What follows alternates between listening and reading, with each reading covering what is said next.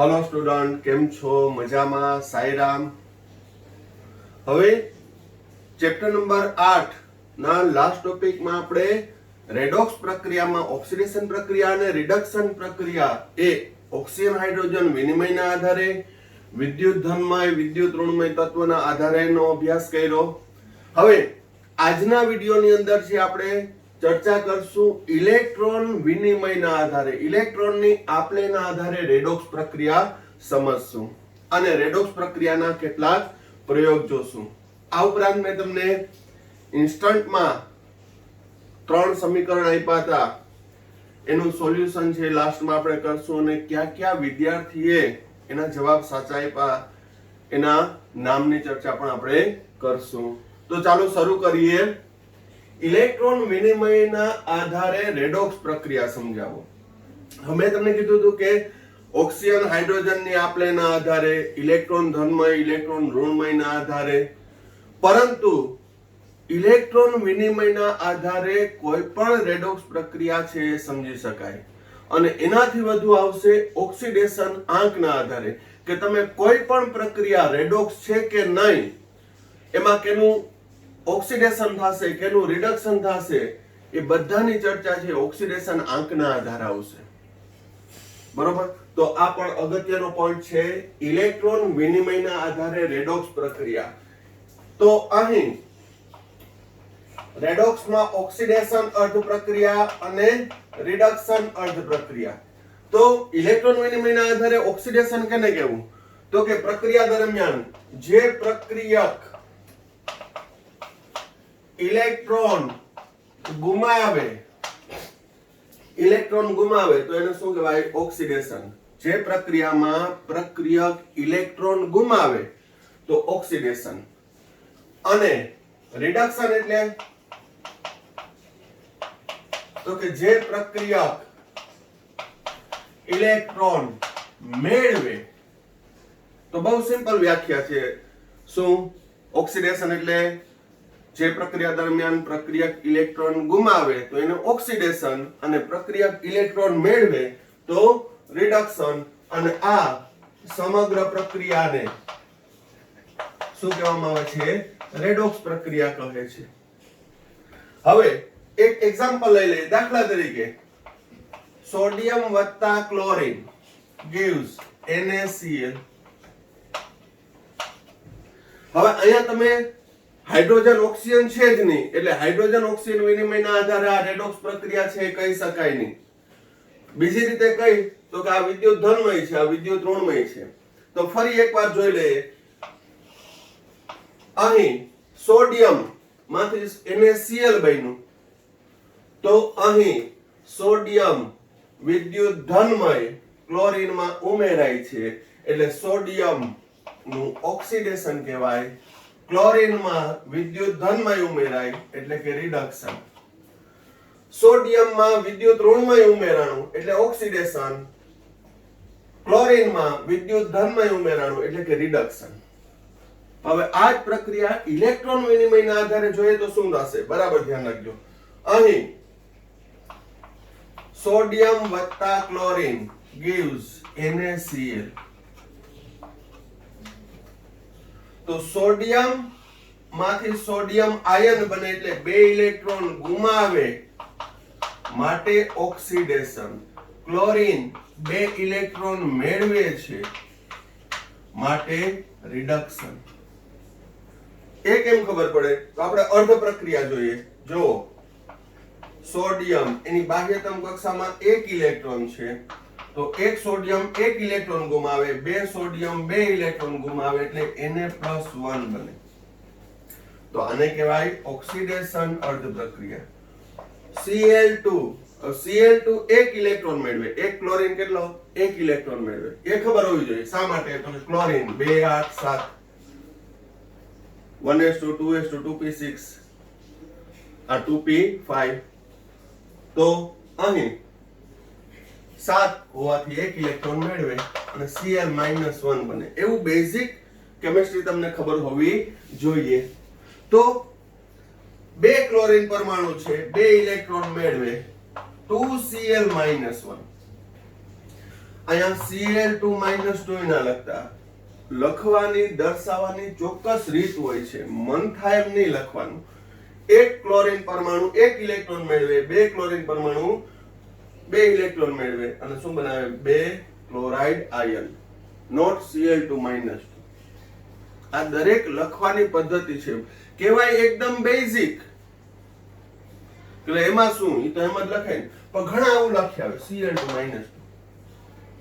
બરોબર? તો એક દર્શાવવાની પણ રીત છે. આપણે મેં તમને કીધું કે કેમિસ્ટ્રી છે એકદમ થોરોલી કોન્ક્રીટલી કરવાનું છે. તો અહીં ઇલેક્ટ્રોન મેળવે એટલે એને કહેવાય રિડક્શન. સંપૂર્ણ પ્રક્રિયા જોવો, આ ઓક્સિડેશન રિડક્શન અર્ધ પ્રક્રિયાનો સરવાળો કરું તો 2Na Cl2 સમાન ઘટકો, અહીં ઇલેક્ટ્રોન વિરોધ દિશામાં હોય, અહીંયા નિપજ બાજુ છે, અહીં પ્રક્રિયક બાજુ, એનો મતલબ અહીંયા ઉત્પન્ન થયા, અહીંયા વપરાઈ ગયા, બાદબાકી થઈ જાય. અથવા મેસ લગાડો તો +2 ઇલેક્ટ્રોન, આ બાજુ જવા દઉં તો -2 ઇલેક્ટ્રોન, એટલે ઇલેક્ટ્રોન ઉડી જશે. gives 2Na plus 2Cl minus. આને કહેવાય ઓક્સિડેશન અર્ધ પ્રક્રિયા, આને કહેવાય રિડક્શન અર્ધ પ્રક્રિયા અને આને કહેવાય રેડોક્સ પ્રક્રિયા. તો અહીં સોડિયમ ઇલેક્ટ્રોન ગુમાવે એટલે ઓક્સિડેશન, ક્લોરીન ઇલેક્ટ્રોન મેળવે તો રિડક્શન. સંપૂર્ણ પ્રક્રિયા છે રેડોક્સ પ્રક્રિયા છે. બીજું એક્ઝામ્પલ લઈએ તો હવે વિદ્યુત ધનમય ને વિદ્યુત ઋણમયના આધારે નથી કરવાનું. હવે કેના આધારે કરવાનું છે? તો કે ઇલેક્ટ્રોન વિનિમયના આધારે. સોડિયમ વત્તા oxygen O2 gives sodium oxide Na2O. તો આ સમીકરણ લખીએ ને એની અંદર Na2O જ લખાવું જોઈએ, કારણ કે સોડિયમ છે Na+1 છે, ઓક્સિજન છે O-2 છે, તો સૂત્ર કયું બને? Na2O જ. હવે સંતુલન હું અહીંયા કરું, 2 સોડિયમ કરું, બરાબર ધ્યાન રાખજો. 2 સોડિયમ કરું તો ઓક્સિજન તો એક જ છે, તો અહીંયા ધ્યાન રાખજો, અહીંયા ઓક્સિજન 2 છે, તો આને કઈ રીતે દર્શાવાય? તો O2 છે તો અહીં હું લખું 1/O2. શું? 1/O2. 1/O2 એટલે ઓક્સિજન અણુનો અડધો મોલ. ઓક્સિજન અણુનો અડધો મોલ. તો એક ઓક્સિજનમાં 2 મોલ ઓક્સિજન પરમાણુ હોય, તો અડધા મોલ ઓક્સિજનમાં 1 મોલ ઓક્સિજન પરમાણુ હોય. બરોબર? તો આ સંતુલન કર્યું. શું? 2 સોડિયમ વત્તા 1/O2. અહીં મેં હમણાં જ સમીકરણ લખ્યું હતું, સોડિયમ વત્તા ક્લોરીન gives NaCl. અહીંયા 2 મોલ ના કર્યા હોત તો અહીંયા હું 1/Cl2 કરી શકું. 1/Cl2. તો અહીંયા શું? 1 ઇલેક્ટ્રોન ગુમાવે છે, 1 ઇલેક્ટ્રોન મેળવે છે, કારણ કે 1/Cl2 એટલે કે ક્લોરીનનો એક પરમાણુ, 1/O2 એટલે ઓક્સિજનનો એક પરમાણુ. બીજી રીતે સંતુલન કરી શકો. બીજી રીતે કઈ રીતે કરી શકો? તમે કહો અહીંયા મારે 1/2 નથી લખવું, તો કઈ વાંધો નહીં, ઓક્સિજન 2 છે, અહીંયા 2, તો 2 × 2 = 4. આ રીતે કરી શકો. તો 4/1 આવ્યું. પણ આની પણ પ્રેક્ટિસ કરીએ. અહીંયા 2 લખું તો અહીંયા 1/O2. 1/O2 એટલે કે એક ઓક્સિજન પરમાણુ. બરોબર? 1/O2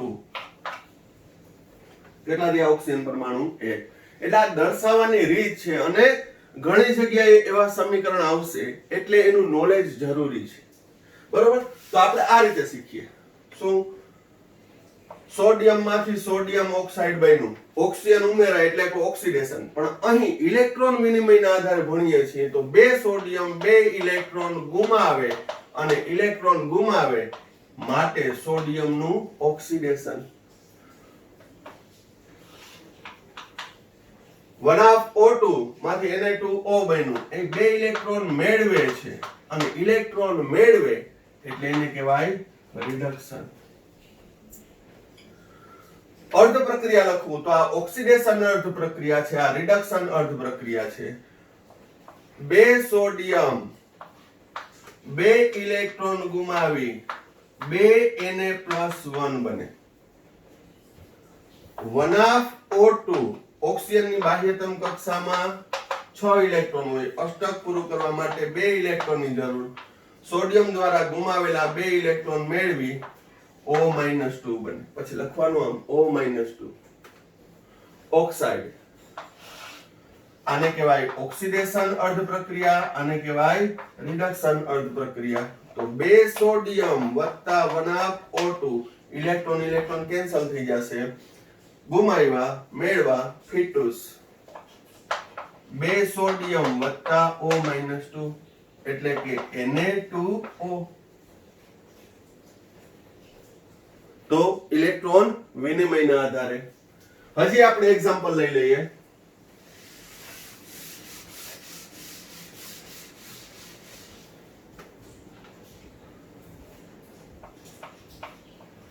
સોડિયમ વત્તા સલ્ફર. સોડિયમ વત્તા સલ્ફર તો સંયોજન કયું બને? Na2S. કેમ? તો કે સંયોજકતા ખબર હોવી જોઈએ. Na+ અને S-2. Na2S. તો અહીં સોડિયમ 2 કરવા પડે.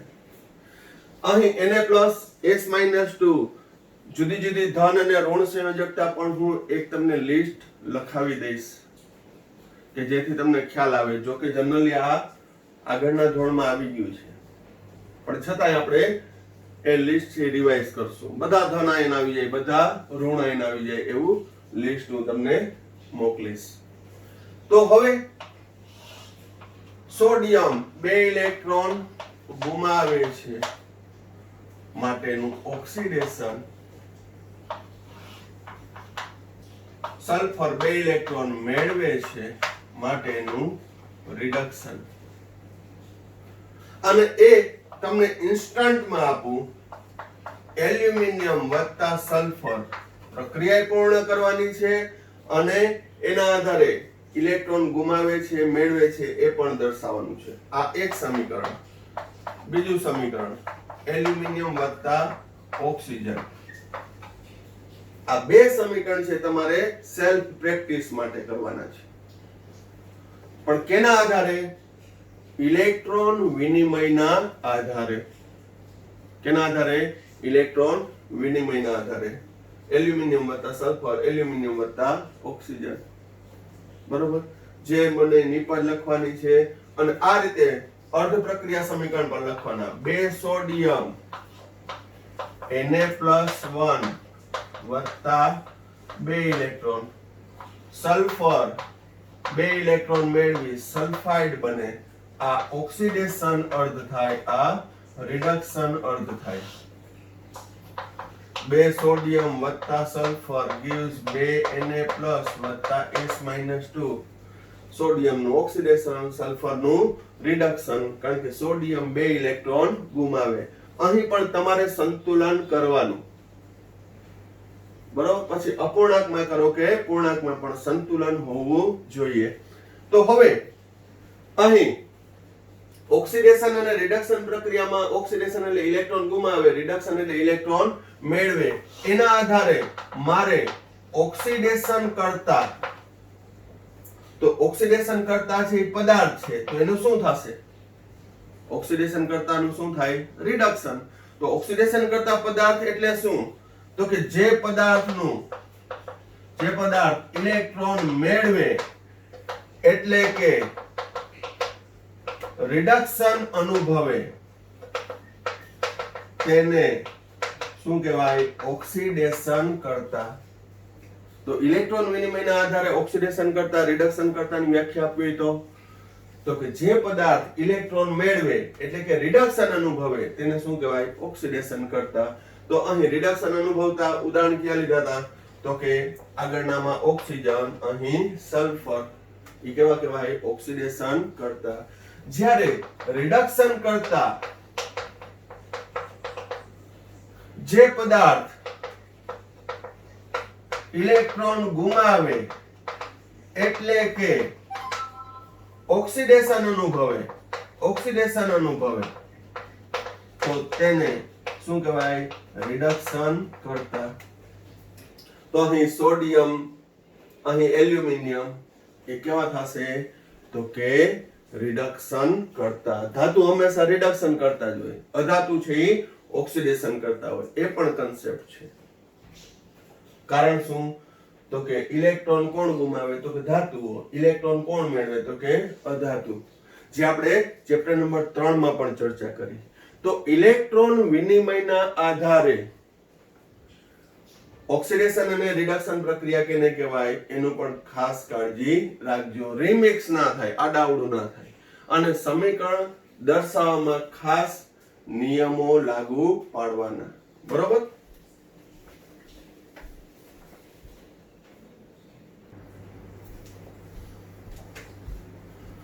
હવે ઇલેક્ટ્રોન વિનિમયના આધારે રેડોક્સ પ્રક્રિયાની વ્યાખ્યાઓ જોઈએ આપણે. હવે ખૂબ જ અગત્યનો મોસ્ટ ટાઈમ રેફરન્સ સંદર્ભ, જે પણ તમે થોડું ઘણું 10મા ધોરણમાં ભણી ગયા છો. ધાતુની સક્રિયતા શ્રેણી. તો ધાતુ સામાન્ય રીતે ઇલેક્ટ્રોન ગુમાવવાની વૃત્તિ ધરાવે છે. એટલે કે હવે બોલશું આપણે ઓક્સિડેશન અનુભવવાની વૃત્તિ ધરાવે છે. એટલે કે રિડક્શન કરતા તરીકેની પ્રબળતા ધરાવે છે. કારણ કે ઇલેક્ટ્રોન ગુમાવવાની વૃત્તિ એટલે કે ઓક્સિડેશન અનુભવવાની વૃત્તિ એટલે કે રિડક્શન કરતા તરીકેની પ્રબળતા. તો કઈ ધાતુ ઝડપથી ઇલેક્ટ્રોન ગુમાવે, કઈ ધાતુ વધુ પ્રબળ છે, એનો સિક્વન્સ છે. આ રીતે મેં ઉતરતો ક્રમ દર્શાવ્યો છે, જે ખાસ યાદ રાખવાનું 12મા ધોરણ સુધી. અહીં લિથિયમ છે એની ઇલેક્ટ્રોન ગુમાવવાની વૃત્તિ સૌથી વધુ છે. એટલે કે લિથિયમ છે એની ઓક્સિડેશન અનુભવવાની વૃત્તિ સૌથી વધુ છે. એટલે કે રિડક્શન કરતા તરીકેની પ્રબળતા સૌથી વધુ કેની છે? તો કે લિથિયમની. લિથિયમ પ્રબળ રિડક્શન કરતા છે. અને છેલ્લું તત્વ લખ્યું છે ગોલ્ડ. ગોલ્ડ છે એની ઓક્સિડેશન અનુભવવાની વૃત્તિ એટલે કે રિડક્શન કરતા તરીકેની પ્રબળતા સૌથી ઓછી છે. તો અહીં એનો ઉતરતો ક્રમ દર્શાવું તો લિથિયમ, એનાથી ઓછું potassium, calcium, sodium, magnesium, aluminium, zinc, iron, nickel, tin, lead, hydrogen. અહીં હાઇડ્રોજનને ચોરસ કૌંસમાં દર્શાવ્યો છે. શા માટે? તો કે હાઇડ્રોજનનું પ્રમાણિક સ્વરૂપ H2 છે, ડાયહાઇડ્રોજન. પરંતુ અહીં આ એક હાઇડ્રોજન હોય એને નવજાત હાઇડ્રોજન કહેવાય. એને કેવું કહેવાય છે? નવજાત અથવા સક્રિય હાઇડ્રોજન. હાઇડ્રોજન સિંગલ ના હોય, બરોબર? તો એ H2 માંથી વિઘટન પામી હાઇડ્રોજન બન્યો. એ હાઇડ્રોજન પરમાણુને ચોરસ કૌંસમાં દર્શાવાય, જેને કેવું કહેવાય છે? નવજાત હાઇડ્રોજન. હાઇડ્રોજન એનાથી ઓછી કોપર, એનાથી ઓછી સિલ્વર, પારો, મર્ક્યુરી અને છેલ્લે ગોલ્ડ. એનું સૂત્ર પણ બનાવ્યું છે લિપોકે સોમે એજી આકોની ટીલે હા કોસી પાગો. Lithium, potassium, calcium, sodium, magnesium, aluminium, zinc, iron, cobalt,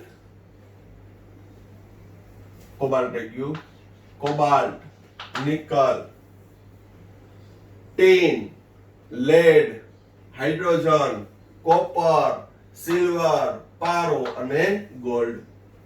એનો મતલબ કે અહીં સક્રિયતા શ્રેણીનો ઉતરતા ક્રમમાં જઈએ, લિથિયમ થી ગોલ્ડ તરફ જાય તેમ ઇલેક્ટ્રોન ગુમાવવાની વૃત્તિ ઘટે છે. તો એના આધારે કન્સેપ્ટ શું? તો કે એક વિસ્થાપન પ્રક્રિયા ભણીએ. પણ હવે વિસ્થાપન પ્રક્રિયાને આપણે રેડોક્સ પ્રક્રિયા કહેશું. એવી વિસ્થાપન પ્રક્રિયા કઈ? તો કે વધુ સક્રિયતા વાળી ધાતુને ઓછી સક્રિયતા ધરાવતા ધાતુ આયનના ક્ષારના દ્રાવણમાં મૂકવામાં આવે. કોને? વધુ સક્રિયતા ધરાવતી ધાતુને ઓછી સક્રિયતા ધરાવતા ધાતુ આયનના ક્ષારના દ્રાવણમાં મૂકવામાં આવે તો વધુ સક્રિયતા ધરાવતી ધાતુનું ઓક્સિડેશન થશે. વધુ સક્રિયતા ધરાવતા ધાતુનું શું થશે? ઓક્સિડેશન. કારણ કે વધુ સક્રિય હોવાથી એની ઇલેક્ટ્રોન ગુમાવવાની વૃત્તિ વધુ, અને એકને એક વાર ઇલેક્ટ્રોન ગુમાવવાની વૃત્તિ વધુ એટલે ઓક્સિડેશન.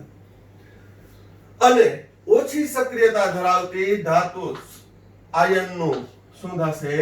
રિડક્શન થશે, ઓછી સક્રિયતા ધરાવતા ધાતુ આયનનું રિડક્શન થશે અને એ ધાતુ આયનમાંથી ધાતુ પરમાણુ એ સક્રિય ધાતુની સપાટી પર જમા થાય છે. ખૂબ જ અગત્યનો પ્રયોગ ભણ્યા હશો કે તમે કોપર સલ્ફેટના દ્રાવણમાં લોખંડની ખીલી ઉમેરવામાં આવે તો લોખંડની ખીલી છે એ તામ્ર વર્ણની બને છે. તામ્ર વર્ણની એટલે તાંબા જેવો રંગ થઈ જાય છે. એનું કારણ આ છે. આપણે એ પણ હમણાં એક્ઝામ્પલ લેશું, ઘણા બધા એક્ઝામ્પલ લેશું, પણ અગત્યનો ફેક્ટર આ છે. અને આ પોઈન્ટ રિલેટેડ છે, હું આગળ નેક્સ્ટ પોઈન્ટ ભણાવીશ, એમાંથી તમને ઇન્ટેલિજન્સ ઓફ ધ ડે માં ઇન્સ્ટન્ટ વર્ક આપીશ અને એ પણ બધાએ કરવાનું છે. બરોબર? તો કહેવાનો મતલબ અહીં ધાતુની સક્રિયતા શ્રેણીમાં કન્સેપ્ટ શું યાદ રાખવાનો? વધુ સક્રિયતા ધરાવતી ધાતુઓને ઓછી સક્રિયતા ધરાવતા ધાતુ આયનના ક્ષારના દ્રાવણમાં મૂકવામાં આવે તો વધુ સક્રિયતા ધરાવતી ધાતુનું ઓક્સિડેશન થશે અને ઓછી સક્રિયતા ધરાવતા ધાતુ આયનનું રિડક્શન થઈ એ ધાતુ સ્વરૂપે મુક્ત થાય છે. એ મુક્ત થતી ધાતુ વધુ સક્રિયતા ધરાવતી ધાતુની સપાટી ઉપર છે એ ચોંટે છે, જમા થાય છે. બરોબર? તો હવે એના પણ આપણે એક્ઝામ્પલ લઈ લઈએ. પણ આ સક્રિયતા શ્રેણી છે એ ખાસ તમારે યાદ રાખવાની છે, એ લખીને પાકી કરવાની છે. બીજા નંબરમાં કહી દઉં કે 10મા ધોરણની અંદર જે તત્વો આપ્યા હતા એમાંથી થોડું ઘણું એડ થયા હોય પણ હવે આ શ્રેણી યાદ રાખવાની છે.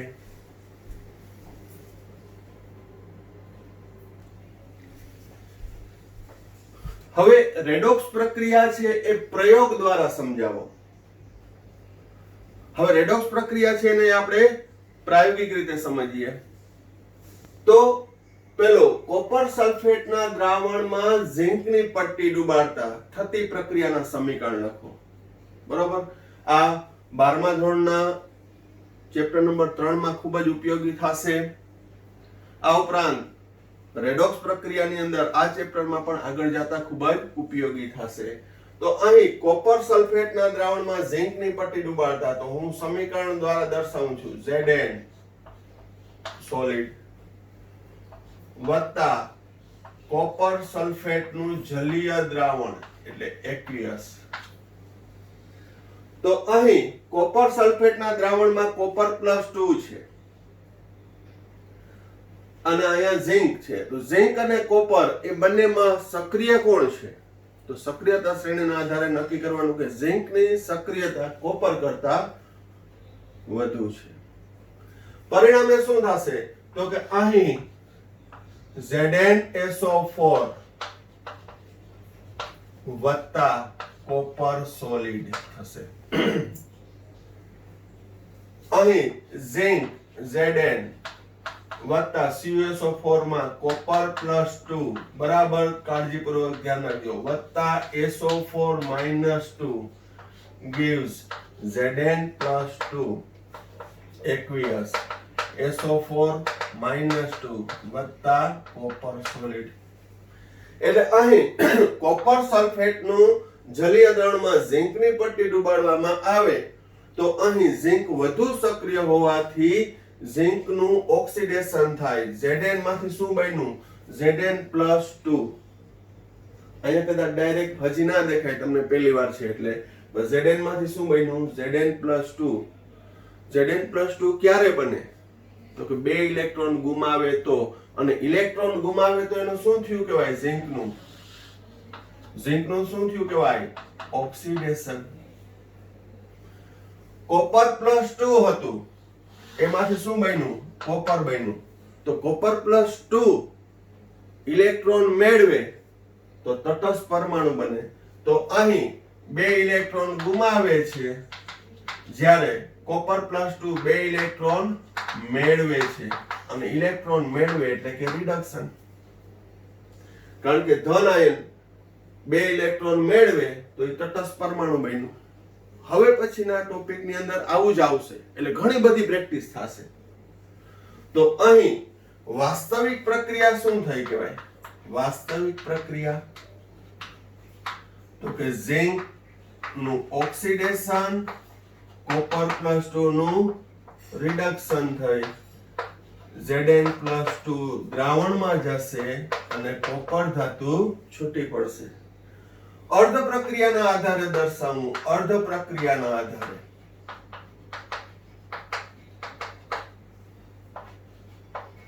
zinc gives Zn+2 2 electron. copper +2 2 electron મેળવી કોપર. ઓક્સિડેશન, રિડક્શન, સંપૂર્ણ પ્રક્રિયા Zn વત્તા copper +2 gives Zn+2 copper solid. આ aqueous, iron aqueous, આ solid. તો અહીં ઝિંક સક્રિય ધાતુ હોવાથી ઝિંક કે કોપર +2 ને 2 ઇલેક્ટ્રોન આપ્યા, ઝિંક એ ઇલેક્ટ્રોન ગુમાવ્યો એટલે કે ઓક્સિડેશન, કોપર +2 એ ઇલેક્ટ્રોન મેળવવા માટેનું રિડક્શન. આ પ્રક્રિયાને આપણે આગળના ધોરણમાં વિસ્થાપન પ્રક્રિયા કહેતા હતા, પણ આ વિસ્થાપન પ્રક્રિયા છે એ રેડોક્સ પ્રક્રિયા છે. હવે અહીં ઝિંકનું ઓક્સિડેશન થયું, કોપર +2 નું રિડક્શન થયું, તો સલ્ફેટનું શું થયું? આ સલ્ફેટ આયનનું, તો કે સલ્ફેટ છે એ અહીંયા પ્રક્રિયકમાં SO4-2 હતો, અહીંયા પણ SO4-2, એટલે એ પ્રક્રિયામાં ભાગ લેતો નથી. એને તો શું કર્યું? કોપર +2 માંથી કોપર બની ગયો, સલ્ફેટને છોડીને વયો ગયો, કોપર પરમાણુ બન્યો, તો સલ્ફેટ છે એ કે હું Zn+2 આરે આકર્ષાઈ જાઉં, એટલે શું બન્યું? ZnSO4. એને તો ફક્ત એક આયનને મૂકીને બીજા આયનને આકર્ષાવવાનું જ છે. એ પ્રક્રિયામાં ભાગ લેતો નથી, એનું ઓક્સિડેશન રિડક્શન નથી થતું. માટે જે રેડોક્સ પ્રક્રિયામાં ભાગ ન લેતા હોય એને કહેવાય પ્રેક્ષક આયન, વિઝિટર આયન. ખાલી જોતા હોય શું પ્રક્રિયા થતી હોય. ઝિંક નું ઓક્સિડેશન, કોપર +2 નું રિડક્શન, એટલે એને કહેવાય પ્રેક્ષક આયન. તો કોઈ પણ રેડોક્સ પ્રક્રિયા છે એમાં બધા છે એ ઘટકો છે એ પ્રક્રિયા અનુભવતા ના હોય, બરોબર? તો જે પ્રક્રિયા અનુભવતા નથી, ઓક્સિડેશન રિડક્શનમાં ભાગ ન લેતા હોય, એને કેવું કહેવાય? પ્રેક્ષક આયન, બરોબર? પ્રેક્ષક આયનનું કામ શું? તેનાથી વિરુદ્ધ વીજભાર ધરાવતા આયનો તરફ આકર્ષાવાનું, બરોબર? અહીં કોપર છોડીને વયો ગયો તો Zn+2. ટૂંકમાં કહીએ તો અહીં વીજભારની દ્રષ્ટિએ તટસ્થ જ રહેશે. એ પ્રક્રિયા આ બાજુ જોવો તમે, એકે વીજભાર નથી, આ બાજુ પણ વીજભાર નથી. હવે રાસાયણિક ફેરફાર ક્યાં થાય? તો કે કોપર સલ્ફેટનું દ્રાવણ છે એ વાદળી ભૂરા રંગનું છે. કોપર સલ્ફેટનું દ્રાવણ છે એ વાદળી ભૂરા રંગનું છે, અને એ કોપર +2 આયનને લીધે, જેને મોરથુથુનું દ્રાવણ કહેતા હતા. હવે એ વાદળી ભૂરા રંગનું દ્રાવણ ઓક્સિડેશન અનુભવી Zn+2 અને SO4-2 એટલે ZnSO4 બન્યું. Zn+2 છે એ રંગવિહીન છે. Zn+2 કેવો છે? રંગવિહીન છે. એટલે વાદળી ભૂરો રંગ ધીમે ધીમે ધીમે ધીમે ઝાંખો પડતો જાય, આછો થતો જાય, અને સંપૂર્ણ કોપર +2 નું રિડક્શન થઈ જાય, એટલે એ ZnSO4 નું દ્રાવણ કેવું બને છે? રંગવિહીન બને છે. અને છૂટા પડતા કોપર એ ઝિંકની સપાટી પર ચોટે છે, એટલે ઝિંકની ઉપર તાંબાનું પડ ચડી જાય, જેને આપણે પ્લેટિંગ કહીએ છીએ. ઢોળ ચડાવ્યું એમ કહીએ, પ્લેટિંગ કર્યું એમ કહેવાય, બરોબર? અને ઝિંકની પટ્ટીનું જે પહેલા વજન હોય એ ઘટી જશે, બરોબર? કારણ કે ઝિંક પરમાણુ હવે કેમાં રૂપાંતર થઈ ગયા? આયનમાં. બધાય નહીં, હા, વધુ સમય રાખો તો આખી પટ્ટી ઓગળી જાય, પણ સામે કોપર +2 નું પ્રમાણ હોવું જોઈએ. કારણ કે પ્રમાણ કેટલું છે? 1:1. 1 મોલ ઝિંક 1 મોલ કોપર +2 નું રિડક્શન કરશે. એટલે સમાન મોલ લીધા હોય તો ઝિંક બધા Zn+2 માં રૂપાંતર થઈ જાય, અને બધા કોપર +2 કોપરમાં રૂપાંતર થઈ જાય. તો આ રીતની પ્રક્રિયા દર્શાવવાની. આ સંપૂર્ણ પ્રક્રિયા, આ આયોનિક પ્રક્રિયા, એમાં વાસ્તવિક પ્રક્રિયા, અને આ ઓક્સિડેશન રિડક્શન અર્ધ પ્રક્રિયા. આ રીતે છે એ વર્ણન કરવાનું હોય છે. બધા એંગલથી છે આપણે આવડવું જોઈએ. હવે અહીં કોપર સલ્ફેટના દ્રાવણમાં ઝીંકની પટ્ટી ડુબાડું, ધારો કે આ જ વસ્તુમાં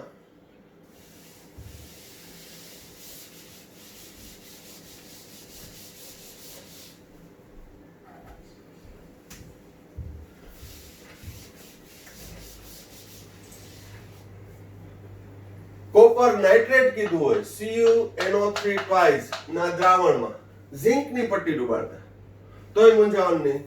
Zn વત્તા કોપર નાઇટ્રેટ એટલે CuNO3 ટ્વાઇસ. કોપર નાઇટ્રેટમાં કોપર +2, નાઇટ્રેટ એટલે -1. જલ્દીથી આ પ્રકારના આયનોનું લિસ્ટ છે હું તમને સેન્ડ કરી દઈશ, એટલે સૂત્ર તમે બનાવતા થાવ. CuNO3 twice.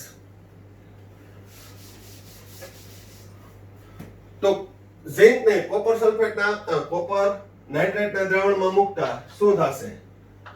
ZnNO3 ટ્વાઇસ વત્તા Cu.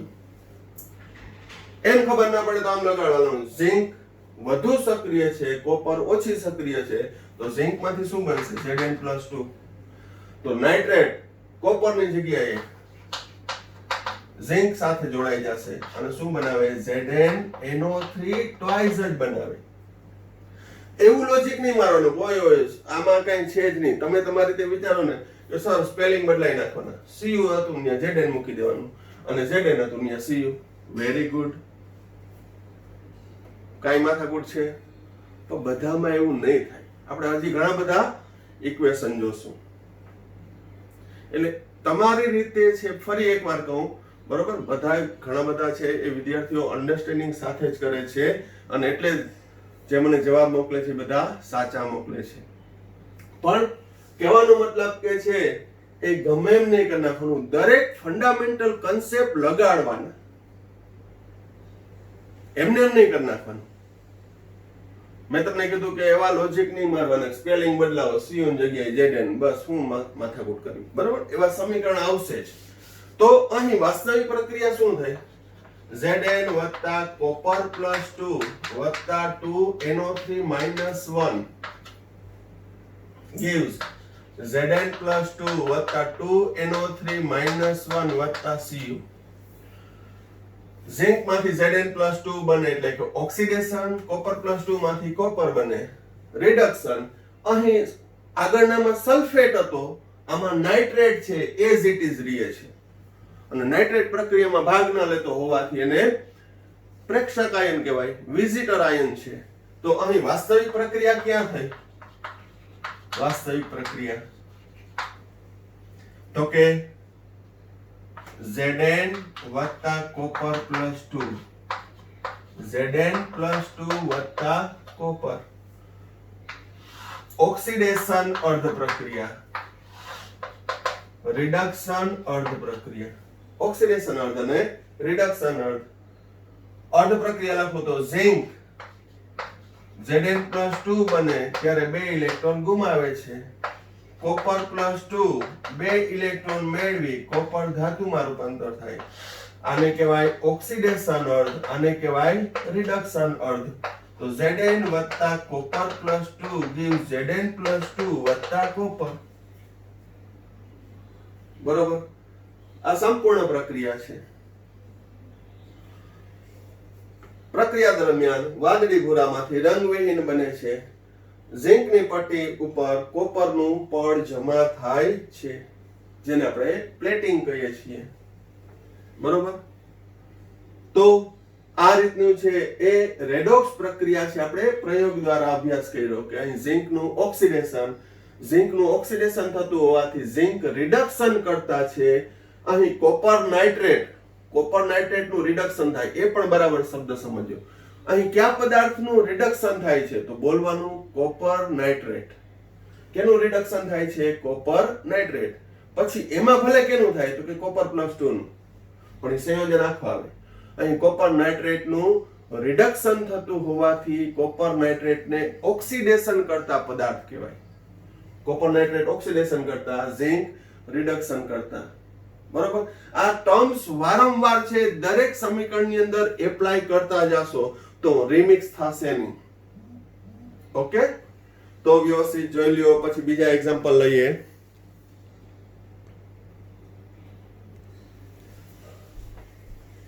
હવે નેક્સ્ટ એક્ઝામ્પલ, સિલ્વર નાઇટ્રેટના દ્રાવણમાં કોપરની પટ્ટી ડુબાડતા. કોપર ની પટ્ટી એટલે સોલિડ, સિલ્વર નાઇટ્રેટ એટલે AgNO3, Ag+1 નાઇટ્રેટ -1 એટલે AgNO3.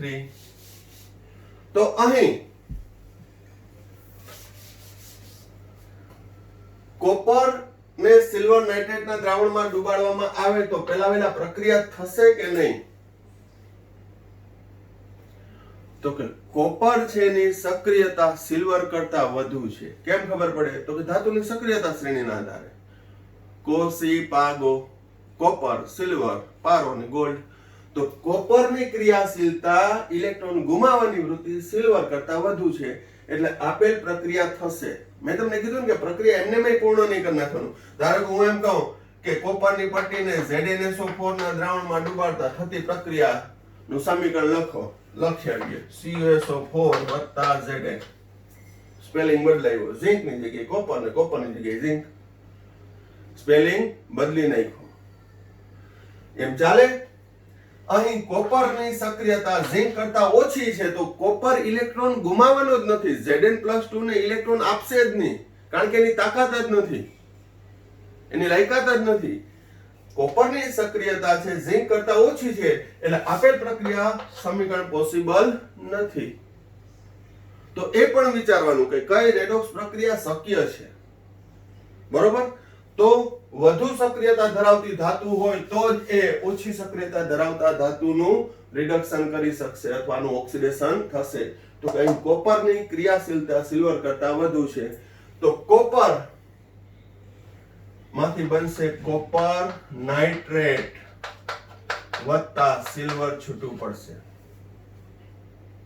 બરાબર? કોપરનું ઓક્સિડેશન થશે, Ag+1 નું રિડક્શન. તો અહીંયા તો AgNO3 લખ્યો, અહીંયા CuNO3 ટ્વાઇસ કેમ લખ્યું? તો કે કોપર ઓક્સિડેશન અનુભવીને શું બનાવે? કોપર +2 અને નાઇટ્રેટ શું હોય? NO3-1. તો CuNO3 ટ્વાઇસ આવશે. તો હવે સમીકરણ સંતુલન માં જોવો તમે, નાઇટ્રેટ આયન કેટલા છે? 2. તો મારે અહીંયા 2 કરવા પડે, સિલ્વર 2.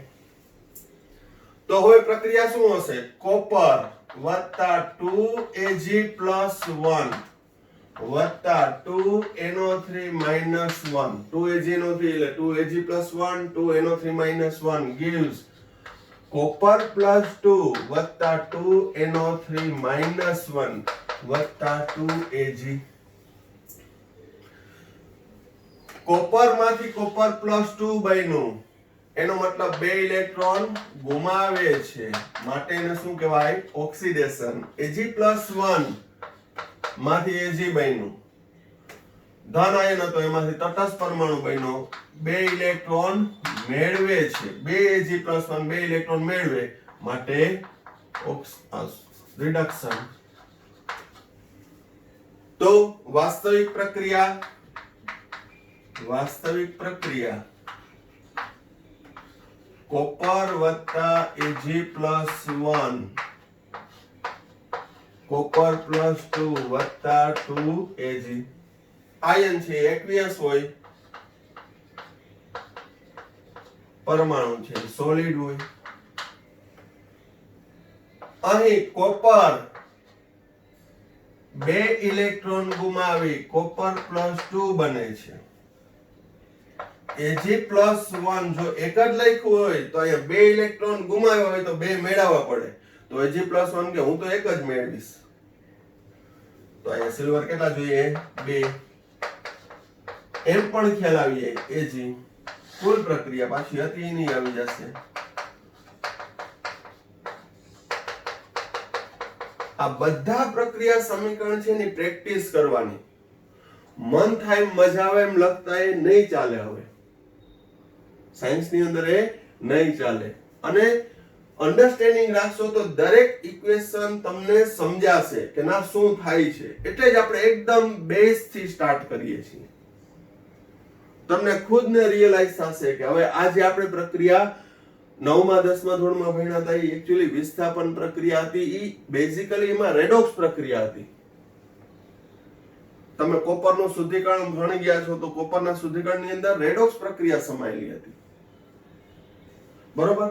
તો અહીં આ રીતની પ્રક્રિયા સમીકરણ લખવાના કોઈ પણ તમે લખી શકો. બરોબર? હજી આપણે એક એક્ઝામ્પલ લઈ લઈએ. હજી આપણે આમાં જોઈએ કે આ થઈ પ્રક્રિયા સમીકરણ. હવે આમાં રાસાયણિક ફેરફાર ક્યાં થાય છે? તો કે AgNO3 નું દ્રાવણ છે રંગવિહીન હોય છે. એમાં કોપરની પટ્ટી ડુબાડી તો કોપરનું ઓક્સિડેશન થઈ કોપર +2 બન્યો. આ કોપર +2 છે એ વાદળી ભૂરો રંગનો છે. કારણ કે મેં તમને ત્રીજા ચેપ્ટરમાં કીધું હતું ડી વિભાગના તત્વો સંક્રાંતિ તત્વો છે એના આયનો રંગીન હોય છે. કોપર +2 છે એ વાદળી ભૂરો છે. બરોબર? તો અહીં રંગવિહીન છે. AgNO3 માં Ag+ રંગવિહીન છે. પરંતુ જેમ જેમ પ્રક્રિયા થશે એમ કોપર નાઇટ્રેટનું દ્રાવણ બનતું જશે અને કોપર વાદળી ભૂરો રંગનો હોવાથી રંગવિહીનમાંથી રંગ પરિવર્તન શું થશે? વાદળી ભૂરો.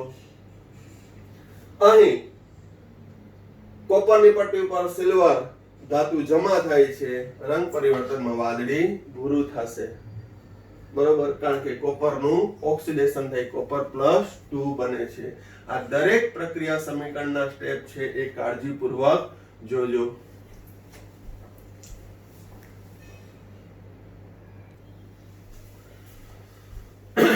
તો રેડોક્સ પ્રક્રિયાના આધારે આપણે બે એક્ઝામ્પલ જોયા. હજી ઘણા બધા પ્રેક્ટિસ કરશું અને આજે તમારા માટે ઇન્સ્ટન્ટમાં ઇન્ટેલિજન્ટ ઓફ ધ ડે માટે સિલ્વર નાઇટ્રેટના દ્રાવણમાં એલ્યુમિનિયમની પટ્ટી ડુબાડતા થતી પ્રક્રિયાના વિવિધ સમીકરણ લખો. જે મેં તમને બે એક્ઝામ્પલ આપ્યા એવી રીતે સિલ્વર નાઇટ્રેટના દ્રાવણમાં એલ્યુમિનિયમની પટ્ટી ડુબાડી સંતુલન સાથે છે એ પ્રયત્ન કરવાનો છે અને વ્યવસ્થિત મને લખીને વોટ્સઅપ કરવાનો છે. બરોબર? તો આજનું તમારું ઇન્સ્ટન્ટ વર્ક આ પણ છે. આગળ પણ આપ્યું છે ઇન્સ્ટન્ટ વર્ક. બરોબર? પણ આ ઇન્ટેલિજન્ટ ઓફ ધ ડે વાળું છે. એટલે કે જે ટેલેન્ટેડ છે વ્યવસ્થિત મને મોકલજો ને તમે બધા ટેલેન્ટેડ જ છો.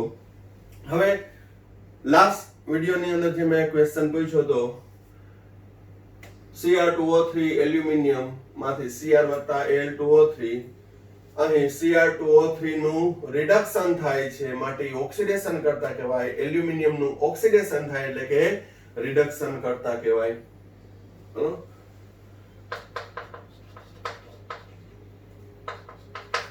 તો અહીં આ ઓક્સિડેશન કરતા આ રિડક્શન કરતા ZNO + CO એમાં ZNO માંથી ઝિંક બને ઓક્સિજન દૂર થાય એટલે રિડક્શન માટે તે ઓક્સિડેશન કરતા કહેવાય.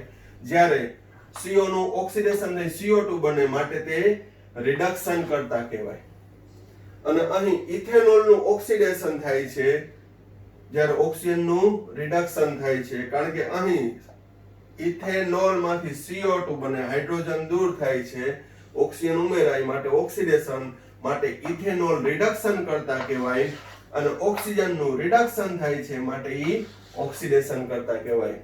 તો આ વખતે ઘણા બધા વિદ્યાર્થીઓએ જવાબ આપ્યા છે અને સાચા પડ્યા છે. મોસ્ટ ઓફ ના બધાના સાચા પડ્યા છે. એવા intelligent of the day student Vishwa, Dev, Yatri, Namrataba, Paridhi, દુર્વા, કસક, કુશ, મિહિર, પૂજન, ઉન્મિષા, જય, નિરાલી અને આરસવી. આરસવી છે એ થોડુંક જવાબ દેવામાં ગભરાતી હતી કે ડર લાગે, પણ પ્રયત્ન કરવાથી છે આજે એનો પણ છે અહીંયા સાચું પડ્યું છે ને લિસ્ટમાં આપ્યું છે. આ ફક્ત જે વિદ્યાર્થીઓના પ્રયત્ન કરે છે સાચા જવાબ પડે છે અમુક ભૂલ થતી હોય તો એ શીખવાનું છે જે આપણા સેલ્ફ ડેવલપમેન્ટ માટે ઉપયોગી છે. આ કોઈ સ્ટન્ટ કે એવું નથી કે ચાલો આ બધું લખવું મને મજા આવે આ તે, પણ મુખ્ય એ હેતુ કે સ્ટુડન્ટને મેક્સિમમ ફાયદો થાય. આમાં આપણે કોઈની કમ્પેરિઝન નથી કરવાની કે કોઈ સાથે જોડવાનું નથી કે ઊંચું નીચું નથી થવાનું, પણ એક આ પ્રોત્સાહન તરીકે નું હોય છે. બીજા જે પ્રયત્ન નથી કરતા એને ડિમોરલાઇઝ નથી થવાનું, પણ પ્રયત્ન કરવાનો. મારું આખું બોર્ડ ભલે નામથી લખવું પડે, પણ એ પ્રયત્ન કરવાનો કે જેથી તમે એક્ટિવ છો એની મને ખ્યાલ આવે, તમારો એક્ટિવેશન નું ખ્યાલ આવે, એ ડિસ્પ્લે થાય કે આ બધા વિદ્યાર્થીઓ છે એ સક્રિય છે. તો જે હજી પણ જવાબ નથી આપતા એ પ્રયત્ન કરે. કોમેન્ટ બોક્સમાં ના લખવું હોય તો પર્સનલ મેસેજ કરે, પણ ફોર યોર ડેવલપમેન્ટ, બરોબર? એ સિવાય બીજું કાંઈ નથી. ફક્ત તમારામાં વિકાસ થાય એ પ્રયત્નોથી આ બધા હું ક્વેશ્ચન આપતો હું કે જેથી તમને ટોપિક ઇન્ટરેસ્ટિંગ બને, તમે એની અંદર ઇન્ટરેસ્ટ લેતા થાવ. ન આવડે કે ન ખ્યાલ આવે તો એની ટાઈમ પૂછી શકો છો, બરોબર? તો આ વિડીયોમાં આપણે અહીંયા સુધી રાખીએ છીએ. રેડોક્સ પ્રક્રિયા પ્રયોગ દ્વારા સમજાવો. 2 એક્ઝામ્પલ મેં કરાવ્યા અને ત્રીજું એક્ઝામ્પલ તમને આપ્યું છે એ પણ આગળ સોલ્વ કરીને કન્ટિન્યુ કરશું, પણ પ્રયત્ન કરજો. અને આ ટોપિક આપણે ટુ બી કન્ટિન્યુ રાખીએ છીએ. નેક્સ્ટ વિડીયોની અંદર છે વધારે સમીકરણ સાથે આપણે ડિસ્કશન કરશું. તો આ ટોપિકમાં આપણે અહીંયા સુધી રાખીએ છીએ. Thank you. સાઈ રામ.